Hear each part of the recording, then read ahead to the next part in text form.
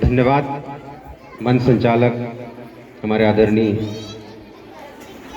आज हमारे इस ग्राम सातनेर और आठनेर ब्लॉक ही नहीं, पूरे जिले से लेकर मध्य प्रदेश के लिए गौरव का विषय है जो MPPSC मध्य प्रदेश लोक सेवा आयोग, जिसे जन सेवा का नाम दिया गया है, जो इसके पदाधिकारी बने जाते हैं, उनका कार्य होता है जनता की सेवा करना। इस जनता की सेवा करने के लिए हमारे इस सातनेर ग्राम से जो योद्धा तैयार हुए हैं, आठनेर ब्लॉक के योद्धा तैयार हुए हैं, उनके लिए जोरदार तालियों से उनका स्वागत करें।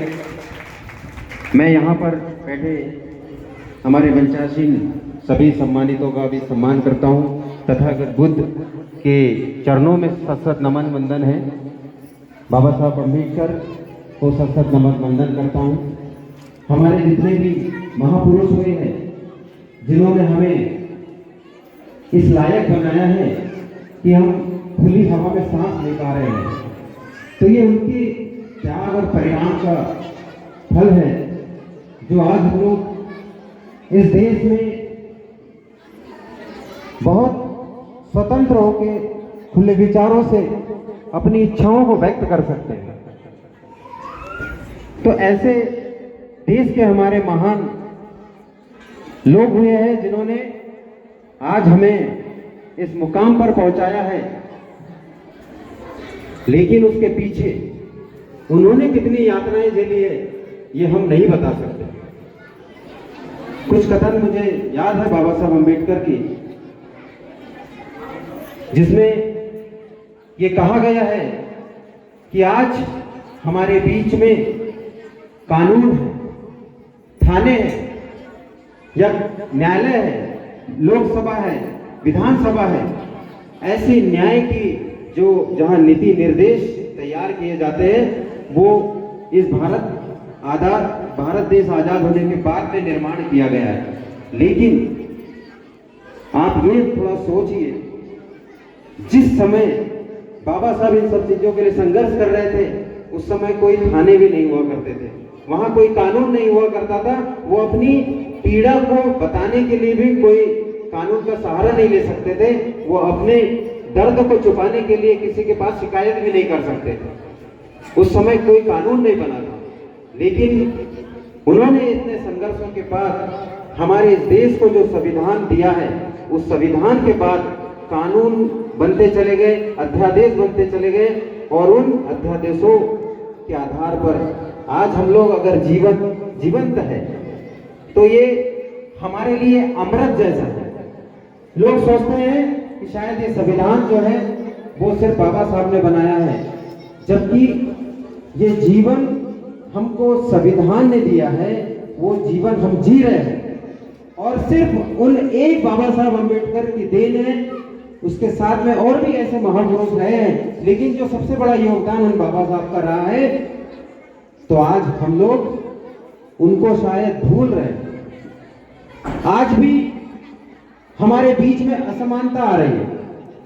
हमारे समाज के अंदर हम में भी जाति धर्म का भेदभाव अभी भी है, लेकिन उन महान व्यक्ति जिन्होंने जब ये देश के लिए सोचा, हमारे समाज के लिए सोचा कि हम लोगों को जाति और धर्म के आधार पर बात नहीं करनी है, हमें अपने समाज को आगे बढ़ाने के लिए, विकास के पथ लाने के लिए उन्होंने अपना त्याग और सम्मान बेचा। तो आज हम लोग यदि हमारे समाज के आधार पर, हमारे बहुसंख्यक होने के आधार पर हमको जो आरक्षण दिया गया है, वहीं पर ये कड़ी आरक्षण के माध्यम से जो जुड़ी हुई है, तो आज हमारे जो भाई हैं, ये लोग उतने उच्च पद पे पहुंच पाए हैं, सिर्फ ये हमारे समाज के लिए जिन्होंने त्याग किया है, उनकी देन।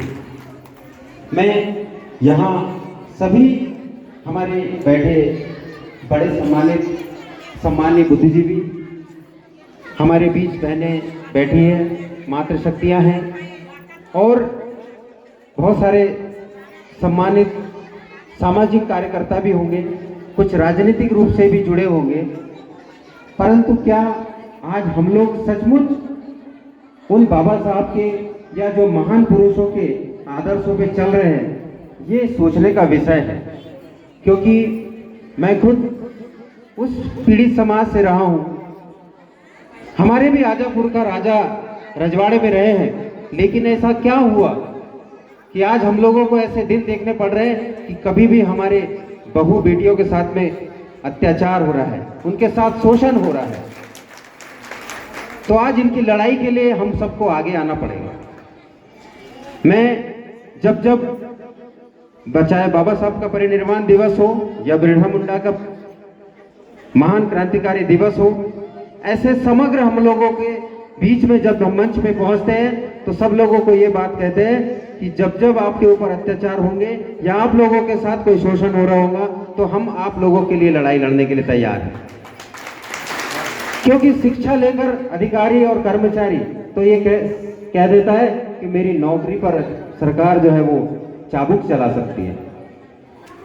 कई ऐसे लोग हैं, काम करते हैं रात और दिन, वो लोग मेहनत करते हुए अपना जीवन यापन करते हैं, लेकिन उनको लगता है कि समाज के संगठन के लोग अगर काम कर रहे हैं तो शायद उन लोगों के पास मुफ्त में टाइम है।